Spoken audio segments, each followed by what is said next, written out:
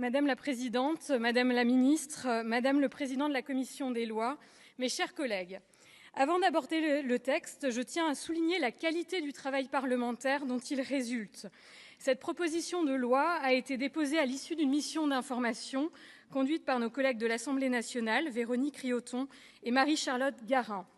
Elle a par la suite fait l'objet d'un examen rigoureux, accompli à la lumière d'un avis du Conseil d'État et dans une grande confiance, tant entre les chambres qu'entre les groupes politiques. Ma co-rapporteure, Dominique Vérien, que je salue, et moi-même, pouvons en témoigner. Tout a été fait pour parfaire la rédaction de ce dispositif. Le Parlement s'honore et légifère mieux lorsqu'il travaille à la lumière des travaux qui permettent de construire un consensus. La proposition de loi visant à sortir la France du piège du narcotrafic en a d'ailleurs déjà fourni une illustration, voilà quelques mois. C'est de nouveau le cas aujourd'hui. Ce ne sont pas seulement des réussites dont nous pouvons nous féliciter, ce sont des leçons pour l'avenir que nous devons garder à l'esprit. Je le dis avec d'autant plus de force à l'aune des temps actuels. Passons désormais aux modifications apportées au texte durant la CMP. À l'issue de la première lecture, un seul désaccord, purement technique, demeurait entre l'Assemblée nationale et le Sénat. Il tenait à l'expression « circonstances environnantes » qui avait été retenue par l'Assemblée nationale pour se conformer littéralement à la Convention d'Istanbul.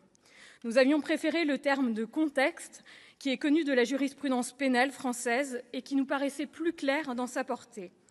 Pour préserver l'objectif poursuivi par les auteurs du texte et que nous partageons pleinement de favoriser l'appréciation globale de la situation dans laquelle sont commises les agressions sexuelles, nous nous sommes entendus sur le terme de « circonstances ».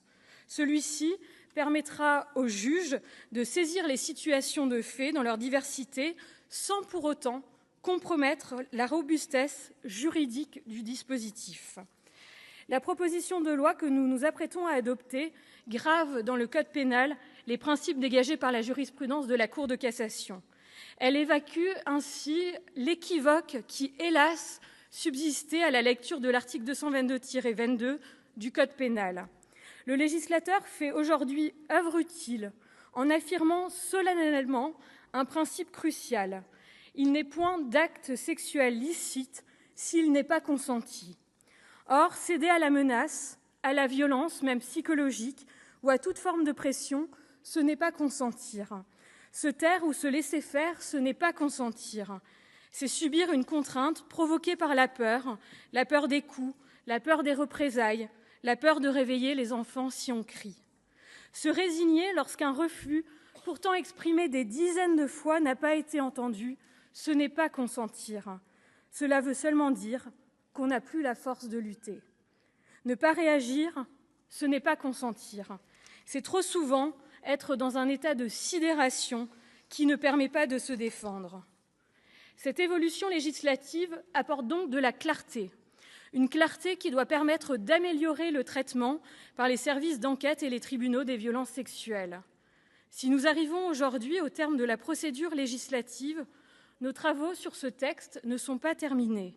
Tout au contraire. L'adoption de cette loi devra en effet être suivie d'un travail de contrôle pour évaluer les effets qu'elle aura engendrés. Nous y serons particulièrement attentifs, car la loi n'a de sens que si elle sert réellement l'intérêt général.